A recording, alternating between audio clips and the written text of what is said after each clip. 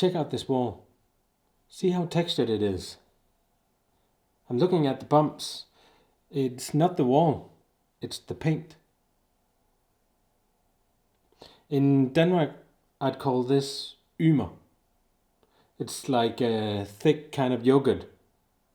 It's not good. It's not good for your perception of the light.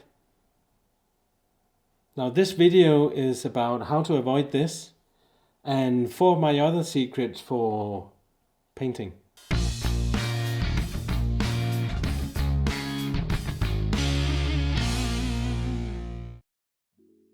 When I'm out there visiting the building sites late in the build, I enjoy having a laugh and a good talk with the painters. They're really nice and open people with a great sense of humor and a super sense of detail. They'd have to be, right? Just imagine, they get to cover every centimeter of the house. Every wall, every grout, every trim, everything. Think about that. How often do you get to touch every centimeter of your home? I mean, apart from the door handles. As an architect and also as a kind of steward of the build, I believe it's important to set a clear direction, also when it comes to paint. So I get to sit on an upturned bucket, drink stale coffee and have really good laughs. That's where I get to learn about the trade techniques, the do's and the don'ts, and the secrets to get just the right look and finish. So let's dive into it. If you like this video, please subscribe and give it a thumbs up. White is not white. White is a whole bunch of shades and tones. Now the standard white is called RAL 9010. It has a visible yellow tone to it. I'll put all the codes down below for reference. The traditional white is called NCS S0502Y. Pretty hard to remember, so we also call it chalk white. It has a little bit of black and a little bit of yellow in it, and in my opinion, it's just the right color. If you have steel and black leather furniture in your home, then maybe NCS 0500N is the way to go for that crisp modern feel. But in the Scandinavian furniture tradition, we use lots of wood, oak and pine, patinated cognac, leather, fabrics in pink and greens. Here, that white becomes too harsh. You want something warmer and embracing on the walls.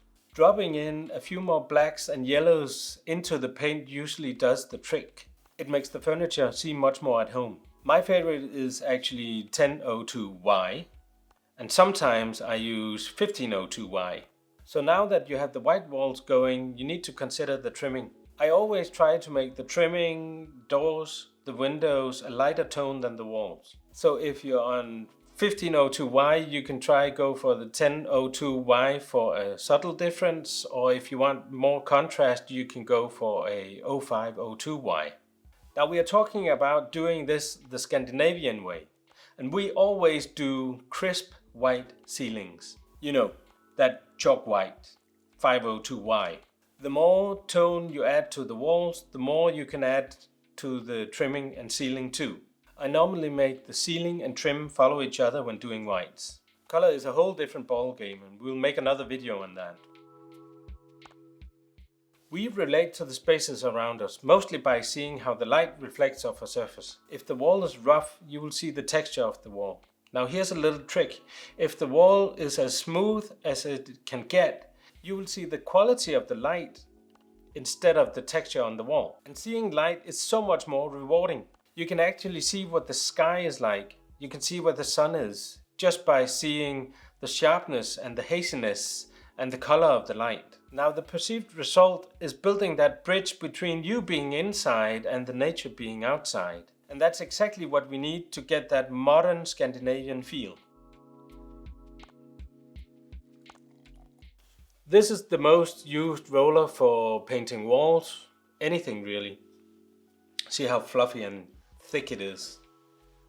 When this gets saturated with paint, it's gonna leave a very clear texture on the walls, which is really good for hiding imperfections, but not really good for showing the light that falls on the wall.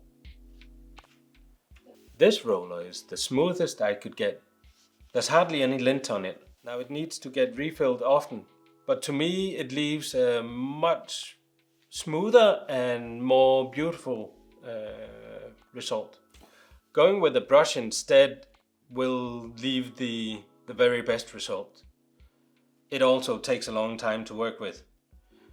Be sure to stroke up and down, of course, unless you want that 1980s sponge look.